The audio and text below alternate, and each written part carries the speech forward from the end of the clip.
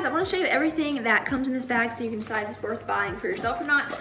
For one thing, this bag is enormous, very good quality, very sturdy handle, lots of really high functioning zippers, very nice quality, but let me show you what is included. All right, so let's take a look at some of the items that we have here. So we've got 4x4 gauze sponges. You got a whole little pack here, so we'll put those in the bag.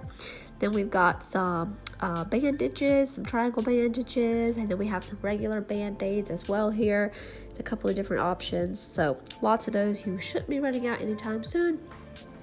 Then we've got some different little wraps and gauzes, and as you can see here laid out on the table, there's a few different size options here. So we've got some smaller ones, medium ones, some largers if you need to wrap up a boo-boo, and then we've got some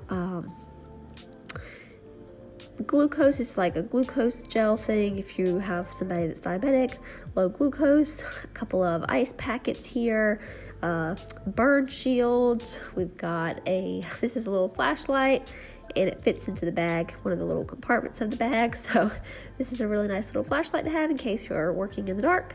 And a couple of different pairs of scissors. These are primarily for cutting those different types of gauzes that we had in there, the different fabrics. And there's little sections in this front pocket here that they slip into, and you can store them in there, so that's handy.